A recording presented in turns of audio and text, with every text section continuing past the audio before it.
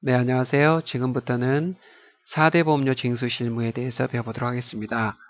이 4대 보험료 징수 실무는 다소 실무적인 내용이 많아서 조금 어려울 수도 있으시겠지만 차분히 한번 따라해 보신다 그러면 도움이 많이 되실 것 같습니다.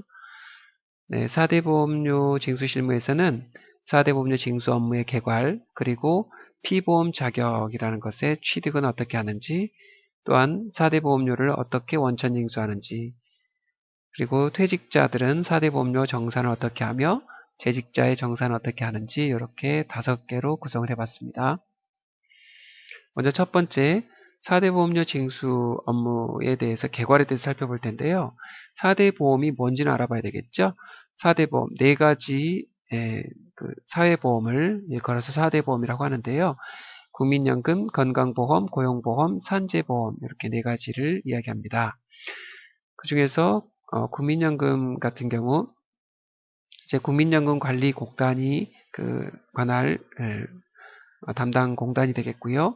건강보험은 건보공단, 고용산재보험 같은 경우에는 근로복지공단이 징수를, 그리고 고용지원센터가 지급, 이제 산재나 실업급여 같은 경우, 이제 실업급여 같은 경우 지급 같은 경우를 고용지원센터에서 하게 되겠죠.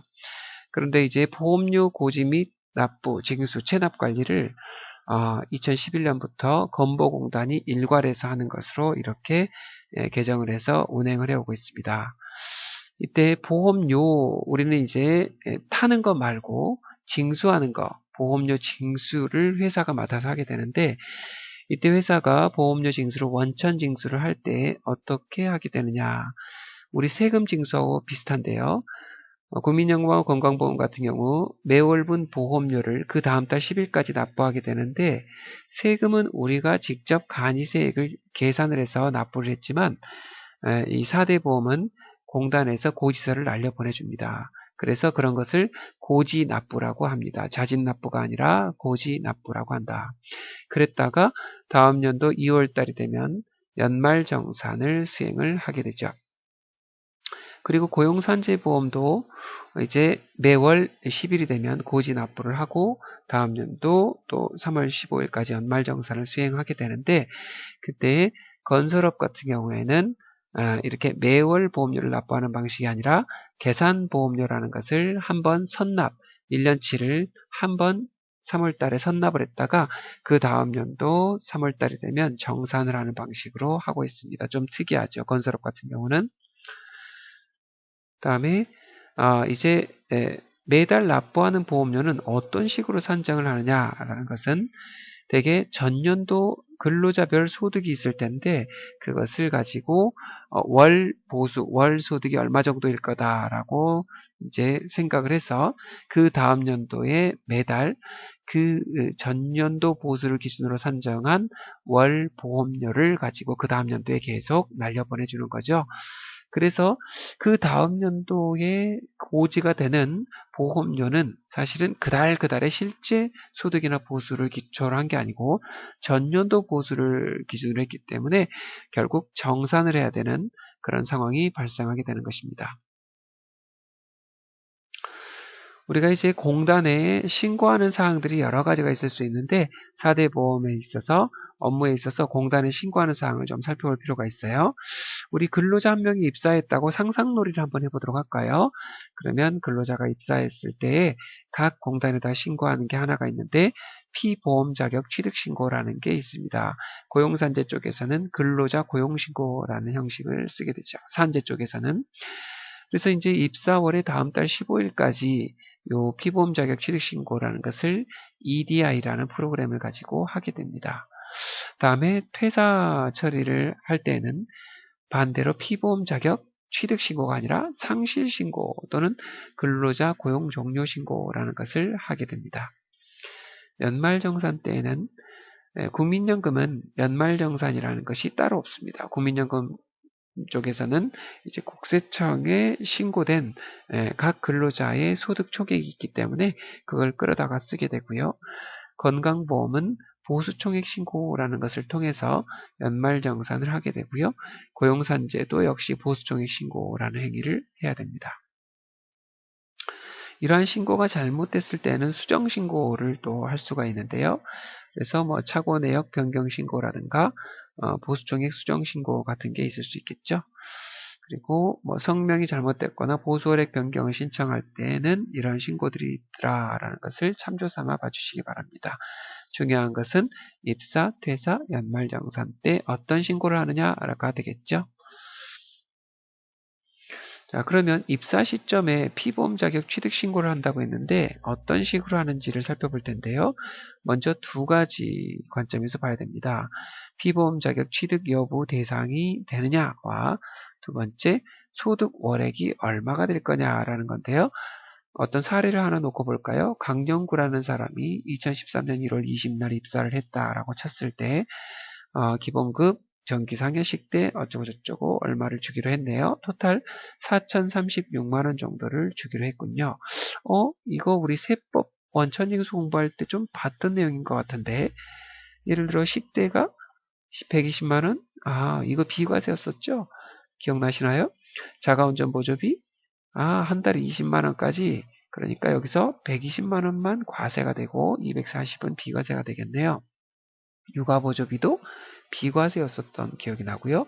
휴대폰 보조금은 과세였었던 기억이 나고 그렇다면 4,036만원 중에 비과세가 일부 있고 나머지는 다 과세가 되겠다. 요거를 예측할 수가 있겠군요. 어찌됐든 첫 번째 강영구 이 사람 4대 보험 취득신고 해야 되나? 별표 쳐놓습니다. 중요한 표가 되겠습니다. 4대 보험에서는 먼저 나이를 갖고 취득 여부를 먼저 판단하게 됩니다. 이때 기본적으로 국민연금은 18세 이상 60세 미만에 해당되는 사람들만 해당이 됩니다. 따라서 강영구 씨 해당되나요?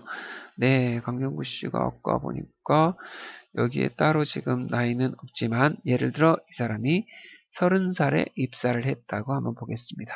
그렇다면 30살이면 여기에 해당이 되겠네요. 건강보험도 나이를 갖고 따지는데 건강보험은 나이에 상관없이 무조건 가입해야 되나요? 왜 그랬을까요? 국민연금은 자기가 낸 돈을 나중에 돌려받는 개념이니까 소득 창출 가능한 기간 동안에 내고 나중에는 돌려받는 꼴이 되겠지만 건강보험은 어떻습니까? 나중에 나이가 들든 적든 병원은 계속 가게 되니까 당연히 보험료는 계속 내게 되는 것입니다. 그래서 국민연금과 건강보험은 개념이 좀 다르고요. 고용산재보험 같은 경우에도 여기에서 보시면 고용보험은 이제 일정 나이가 넘어서면 급여는 실업급여 같은 급여는 수급할 수가 있게 되겠지만 더 이상 보험료는 징수하지 않게 되겠고 더 65세 이상이 되면 또 여기에서 실업급여도 받을 수가 없는 그런 상황이 되겠죠. 그러나 산재보험은 어때요?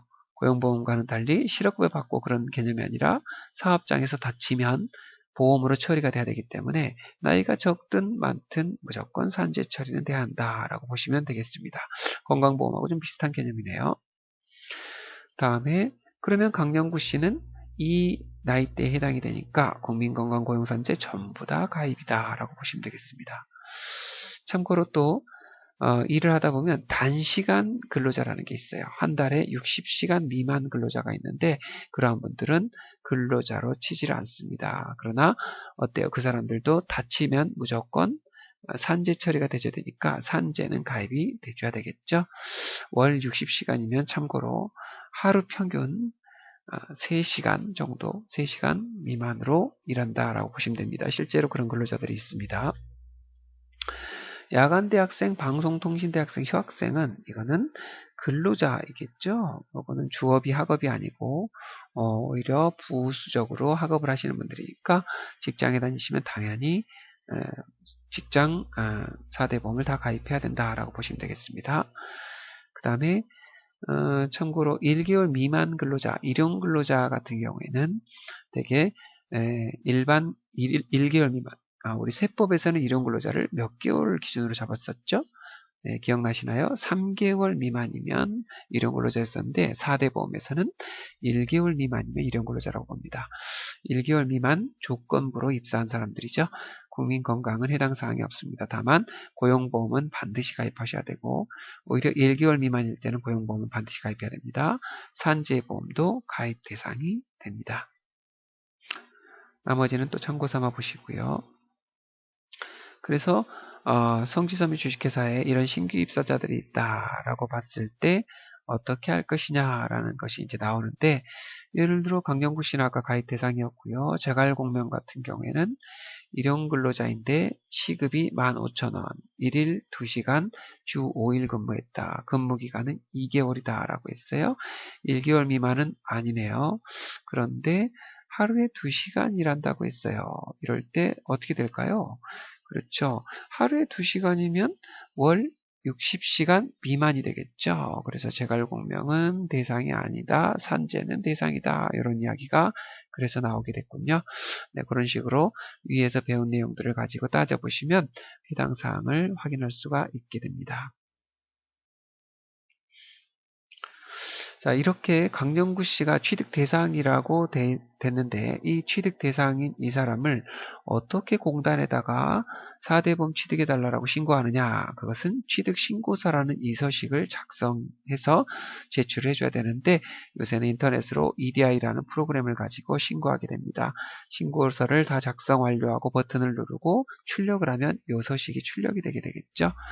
이때 강영구 씨가 여기에 지금 82년생이라고 기재가 돼 있고, 대표자는 아니오라고 돼 있고, 국민연금, 건강보험, 그 다음에 고용보험, 산재보험 이렇게 쭉 기재가 돼 있는데, 국민연금 같은 경우 자격 취득일이 아까 1월 20날 입사해가지고 290만 원이 소득월액, 이렇게 건강보험도 쭉 다 알 수 있을 것 같은데, 중요한 건 292만 2천 원, 292만 2천 원, 296만 3천 원. 이거는 도대체 어떤 숫자일까요?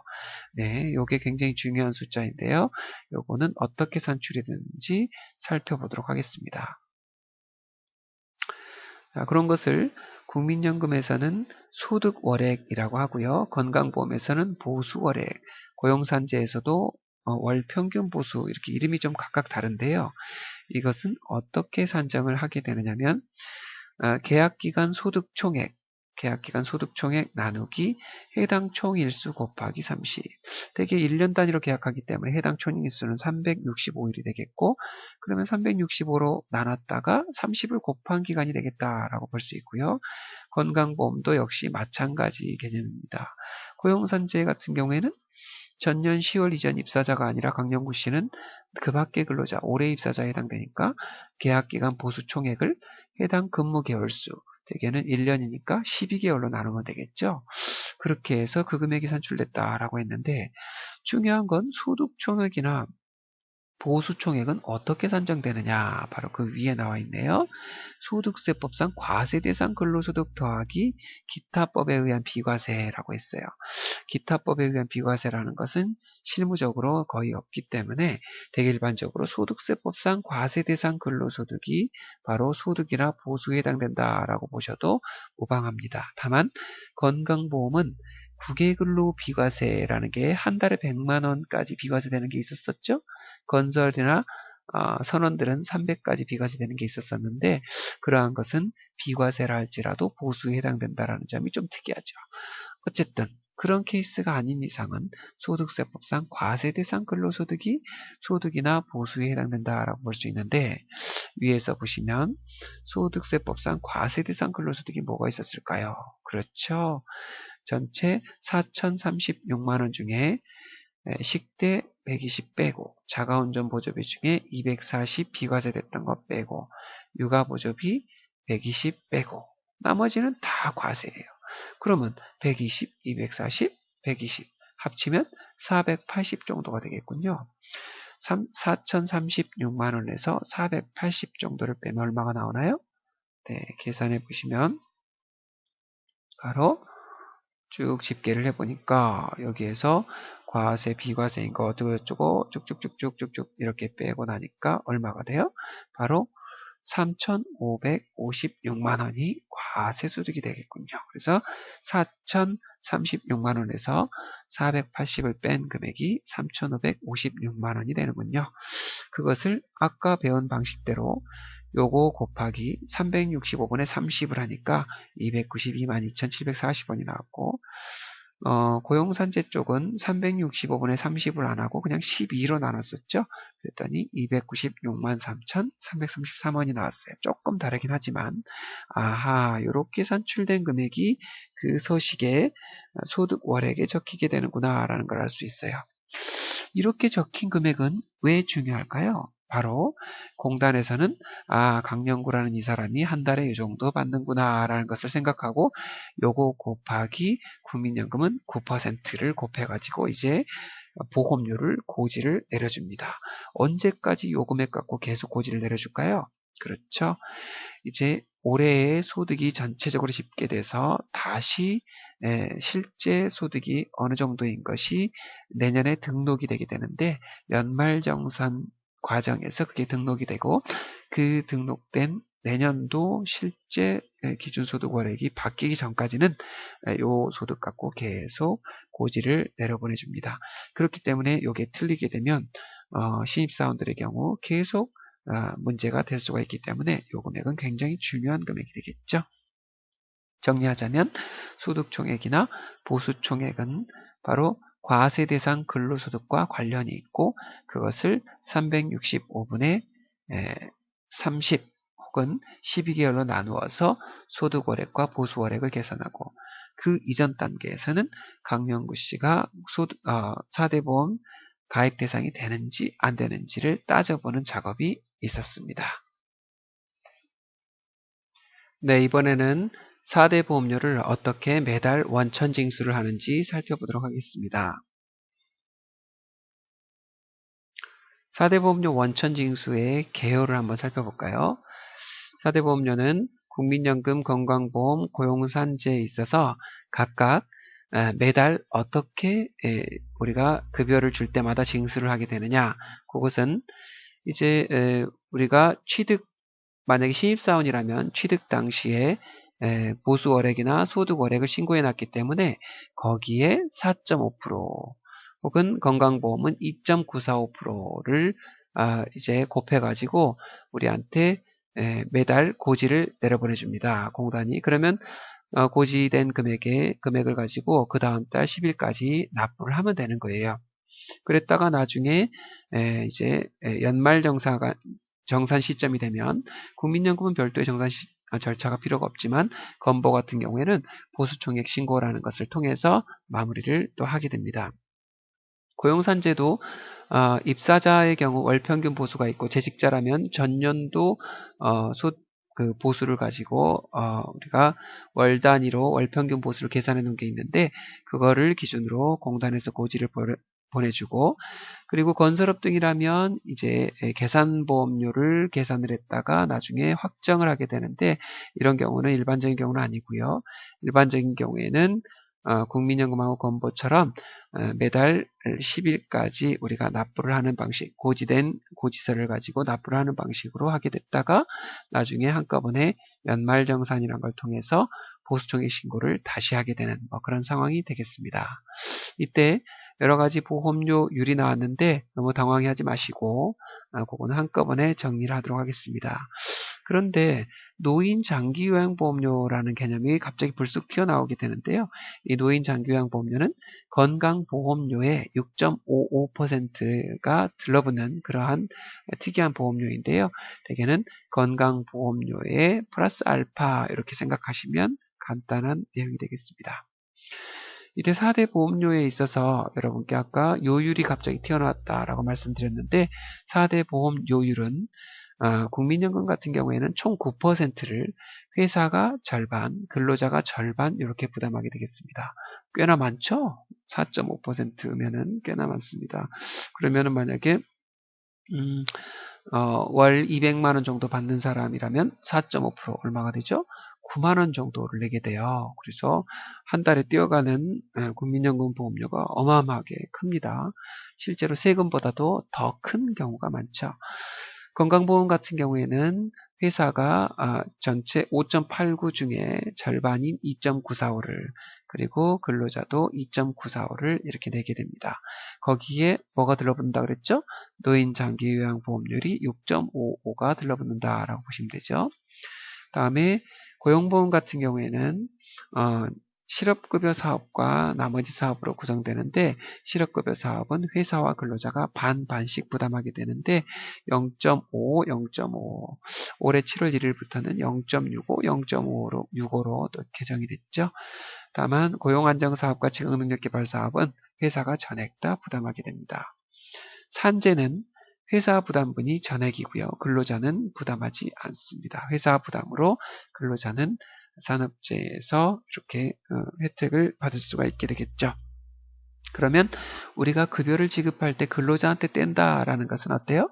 근로자 부담분을 떼어서 우리가 공단에다가 회사 부담분과 합쳐서 같이 납부한다라고 보시면 되겠죠.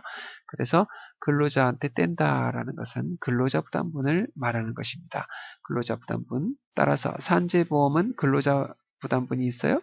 없죠. 따라서 근로자한테 떼는 게 없죠. 회계처리 개정 과목으로는 바로 예수금이라는 개정 과목이 있는데 바로 국민연금 예수금, 건강보험 예수금, 고용보험 예수금이라는 게 그래서 있게 됩니다. 이제 우리가 원천징수를 한다는 개념은 이미 살펴본 바와도 같이 공단에서 고지를 내려보내줄 때는 월 기준 보수라는 것을 계산을 해서 우리가 아까 배운 이 보험료율을 곱해서 우리한테 고지를 내려보내주겠고 우리는 그것을 다음 달 10일까지 납부하다가 나중에 정산을 한번 하면 되는 그런 프로세스를 갖고 있게 되겠어요. 그런데 독특한 것이 국민연금 같은 경우 월 국가도 거둘 수 있는 한도 소득 월액의 한도가 있어요. 최대 398만 원까지만 거둘 수가 있게 됩니다. 여기 주석 2번에 뭐가 있네요. 2013년 7월 1일부터 398만 원까지 그전에는 389만 원까지 거둘 수가 있었어요. 그러면 월 한 1,000만 원 정도 받는 우리 대표이사님 같은 경우도 국민연금은 얼마까지만 내요? 398만 원에 9%, 구체적으로 대표이사님 개인이 내는 돈은 4.5% 정도를 내게 되겠죠. 따라서 현재 고소득자일수록 좀 국민연금은 아직 덜 내는 그런 구조로 되어 있다고 보시면 되겠습니다. 그러나 건강보험은 어때요? 월 얼마까지 거둘 수 있어요? 무려 7,810만 원. 오해하지 마세요. 연 7,800이 아니고 월 7,810만 원. 따라서 연봉 한 10억까지는 너끈히 건강보험료를 많이 내게 되겠죠. 그러나 고용산재는 월 한도가 없기 때문에 고용산재 보험료는 다만 율이 낮기 때문에 그렇게 많이 부담스럽지는 않습니다. 국민연금이 제일 부담스럽죠. 그래서 이제 국민연금 보험료를 계속 높이는 방법으로 이 월 한도를 계속 높여가는 방식으로 해서 고소득자들이 국민연금을 많이 낼 수 있도록 그렇게 개정을 해 나가고 있는 추세입니다. 그래서 월별 보험료를 이제 산정하는 방법 등에 대해서 부가고지 방식을 제가 말씀을 이미 드렸었고요. 네, 그래서 월별 보험료는 이미 살펴본 대로 이렇게 월 기준 소득에다가 보험료율을 곱해가지고 그 중에 절반을 어떻게 내더라라는 것을 살펴봤었고요. 네, 이러한 구체적인 수치들은 여러분들이 참조 삼아서 보시라고 넣어놨기 때문에 여러분들이 한번 쭉 참조 삼아서 살펴보시면 좋을 것 같습니다.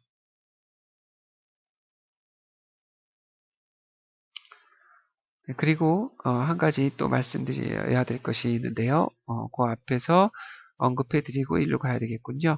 네, 일할 계산이냐 월할 계산이냐 그거를 제가 말씀을 안 드렸는데 그걸 하나 설명드리고 마무리하겠습니다.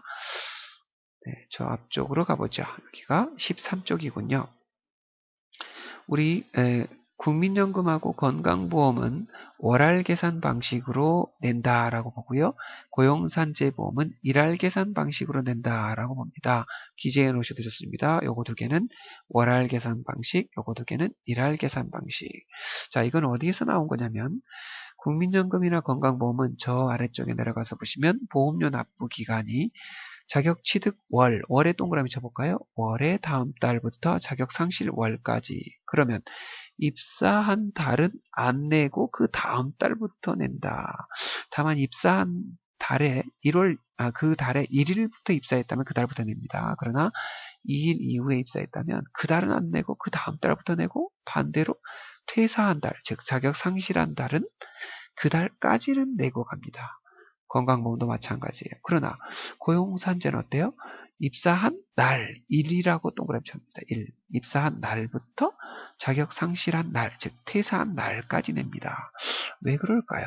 바로 국민건강은 지역가입자라는 것이 있어서 입사한 달에 안 내도 입사한 달은 지역가입에서 충분히 내고 넘어옵니다. 그래서 직장가입은 그 다음 달부터 내도 되고 대신에 퇴사한 달은 직장에서 충분히 내기 때문에 지역가입에서는 그 다음 달부터 고지가 되게 되겠죠. 그러나 고용산재는 어때요? 지역가입이란 개념이 없어요. 고용산재는 직장인을 위해서 만든 거기 때문에 바로 직장 다니는 기간 동안에 칼같이 일할 계산을 하도록 되어 있죠. 그런 부분을 참조해서 알아두시기 바랍니다. 그래서 저 뒤에서 보시면 월별 보험료의 일할 계산에서도 국민건강보험은 개시한 달에 보험료를 부과하지 않고, 즉 입사한 달에 보험료를 부과하지 않고 다음 달에 보험료를 부과하고 종료되는 달까지 보험료를 산정한다라는 말이 나오고, 그러나 고용산재는 바로 일할 계산을 하더라라는 것을 참조 삼아 해두시기 바랍니다. 그 아래는 참조 삼아 보시고 요 개념 정도를 봐주시면 되겠습니다. 네, 이번 시간에는 중도퇴직자가 발생했을 때 4대 보험료를 어떤 식으로 정산하는지 살펴보도록 하겠습니다. 중도퇴직자가 발생했을 때는 자격상실 신고라는 것을 해야 되는데요. 여태까지 내왔던 보험료는 어떻게 냈었죠? 맞아요. 계속 재직자라면 그 전년도 기준소득월액, 그 다음에 건강보험도 전년도 보수를 기준으로 산정한 보수월액을 가지고 공단이 계속 부과해온 것을 우리가 납부를 해왔었죠. 그렇지만 이번 연도 실제 보수를 갖고 다시 정산을 해야 될 필요가 있는데 바로 퇴직자나 재직자라면 연말정산, 퇴직자라면 중도정산 시점에 바로 정산을 해야 할 필요가 있게 되는 것입니다. 고용산재 보험료도 역시 여태까지 전년도 보수를 기준으로 계속 고지해 오던 것을 우리가 실제 보수를 가지고 다시 정산을 해볼 필요가 있겠죠. 왜냐하면 연봉은 계속 높아져 가는데 전년도 거 갖고 계속 납부했다면 그만큼 덜 냈을 가능성이 높죠.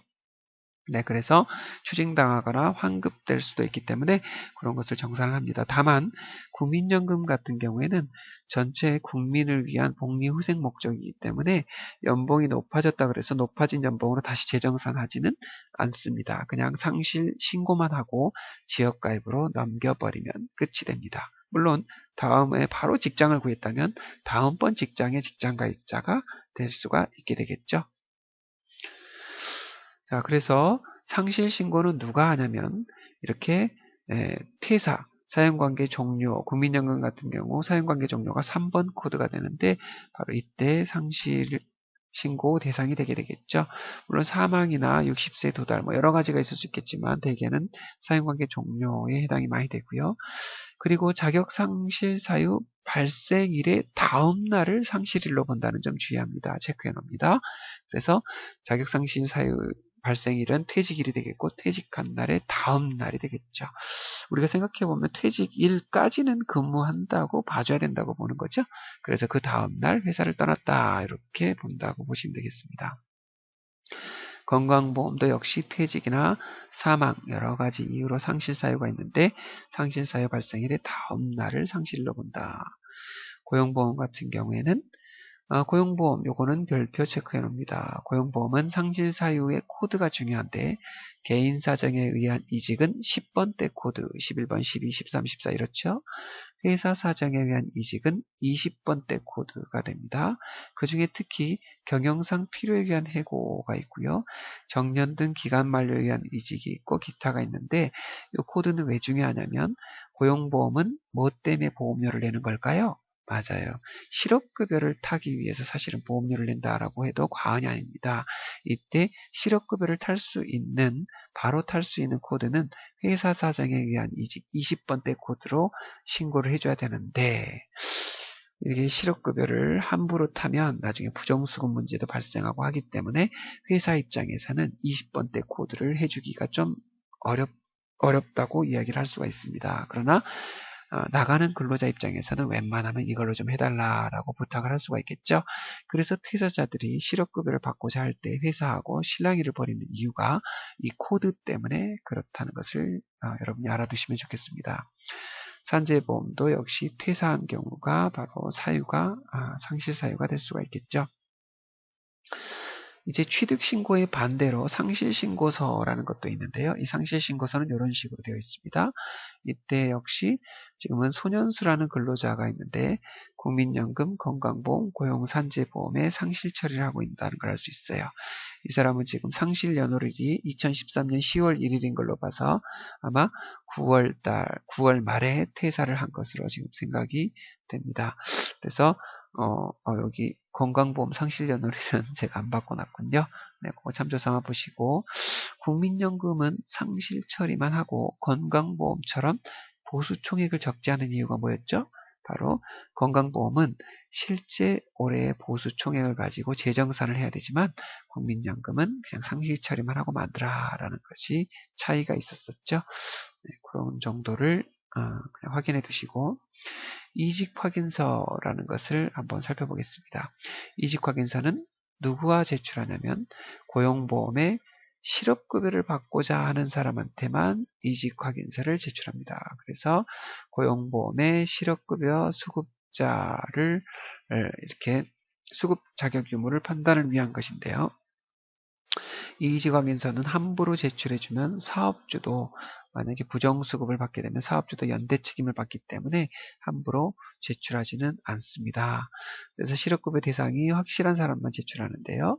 여기에서 보면 손오공이라는 사람이 지금 실업급여를 신청하고자 해서 회사가 이 이직확인서를 공단에다 제출해주게 되고 공단은 이걸 접수받아서 손오공이 실업급여를 신청하러 오면 미리 접수된 요 임금 내역을 가지고 실업급여를 산정하게 됩니다. 이때 가장 주의해야 될 것은 이직 사유 23번 코드, 그렇죠. 20번대 코드가 뭐였죠? 경영상 필요에 따른 해고, 이렇게 자기 개인적 사유가 아니라 어쩔 수 없이 해고당한 경우에 실업급여를 받을 수 있도록 그렇게 해놨다라는 점 주의하시기 바랍니다. 여기서 우리가 정리하자면 이직확인서, 누구를 대상으로 신청한다? 실업급여를 받고자 하는 사람을 대상으로 신청한다. 코드는 20번대 코드를 기재해 줘야 된다. 그런 점을 기억해 두시길 바라고요. 자, 4대 보험료 정산에 있어서 정의를 좀 하자면 국민연금은 상실신고, 이 사람이 퇴사했다라는 상실신고는 하지만 별도로 보험료를 정산하지는 않는다. 건강보험은 상실신고도 하지만 보수총액도 정산한다. 고용산재는 공단과는 중도정산을 별도로 하지 않습니다. 네, 요거는 건강보험과는 다르게 공단과는 정산하지 않고 다만 근로자하고는 정산을 해야 되겠죠. 그래서 다만 이 사람이 퇴사했다라는 것을 입증하기 위해서 고용 종료 신고를 하게 되고요. 그래서 이제 이 상실 신고가 고용 종료 신고라고 보시면 되겠습니다. 그러면 고용산재보험의 중도정산은 언제 하냐?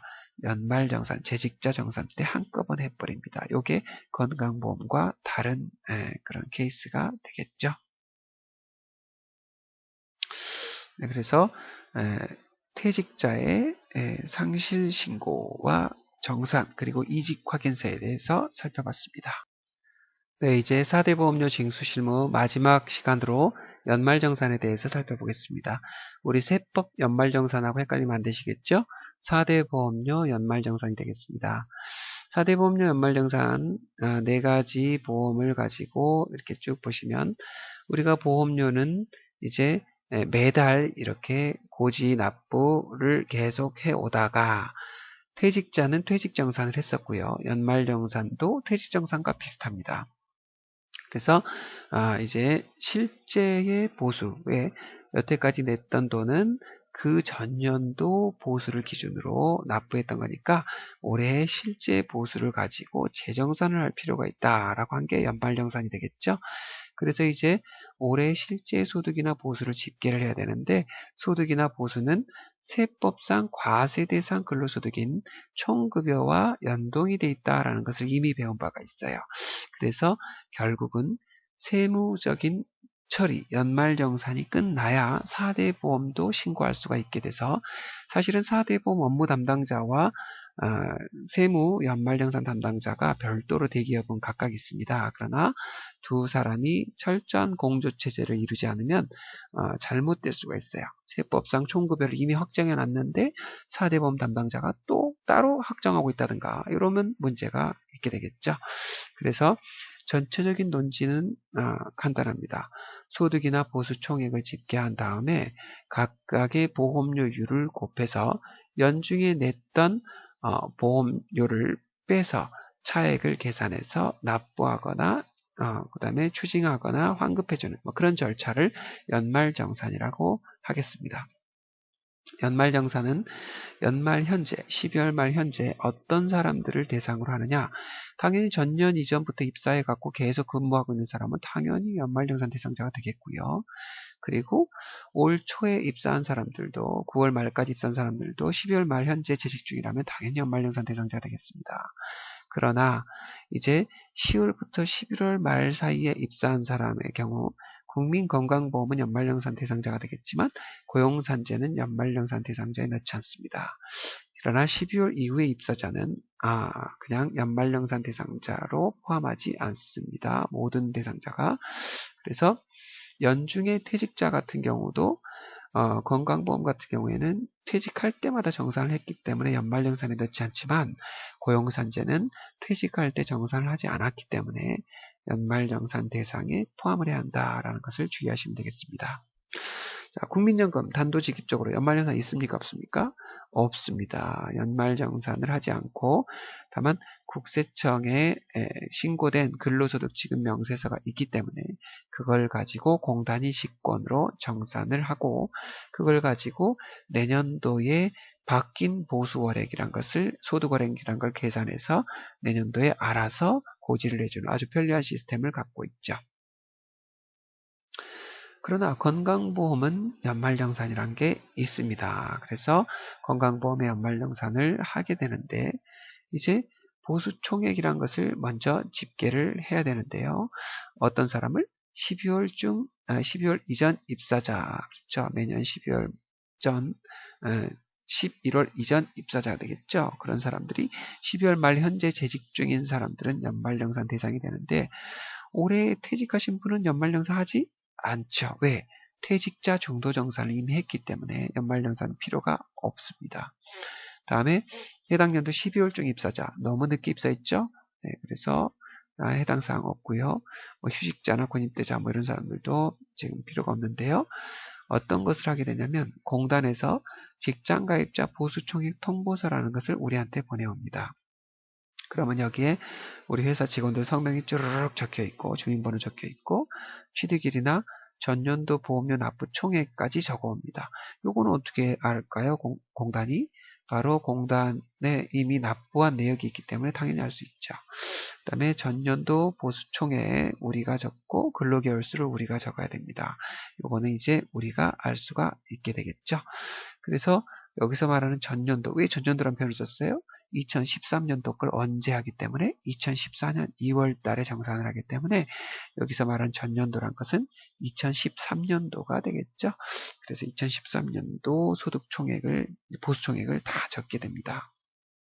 그렇게 되면 당연히 각 근로자별로 보수총액에 대응하는 근무 월수, 계속 재직자라면 12개월이 되겠죠. 어떤 근로자 보수총액이 연간 3,600이다. 그렇다면 3,600에 해당되는 그 보수총액을 기재하게 되겠죠. 그러면 여기에 A라는 근로자가 보수총액이 3,600, 근무개월 수가 12개월이다. 그렇다면 얼마가 되겠어요? 월 300만 원이 되게 되겠죠.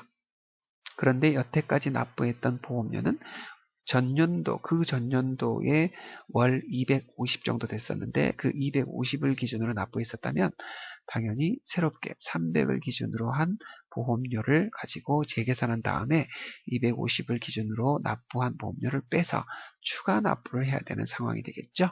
그래서 그 추가 납부 보험료를 또 고지를 내려보내주면 납부를 하게 됩니다. 그게 건강보험의 연말정산이다라고 보시면 되겠어요. 그래서 여기서는 보수월액의 산출 사례 있는데 참고 삼아 봐주시기 되겠고요. 고용산재보험도 역시 건보하고 비슷하게 되는데 고용산재보험에서는 조금 독특한 건 뭐냐면 바로 여기서도 이런 고용산지에서도 보수종액 신고서라는 게 있어가지고 여러 가지로 이제 넣게 되는데 고용산지 보험에서는 어떤 사람이 정산 대상에 포함이 되죠? 바로 여기에서 상실일 뭐 이런 말이 있는 걸로 봐서는 퇴직자도 정산 대상에 포함이 된다라는 것을 알 수 있어요. 맞아요. 그거 하나 정도는 기억해 놓도록 하겠습니다. 그래서 퇴직자를 고용산지에서는 퇴직 시점에 정산을 하지 않았기 때문에 퇴직자도 정산 대상에 포함이 되더라 라는 것을 기억해 놓도록 하겠습니다. 사실 뭐 디테일한 내용은 굉장히 많지만 여러분들은 여기에서 4대 보험 개화를 배우고자 하는 거기 때문에 이런 소식을 활용한다라는 것과 퇴직자 것도 포함한다라는 것 그런 정도를 기억해 놓으시면 될 것 같습니다. 이상 4대 보험료 징수 실무에 대해서 마치겠습니다. 감사합니다.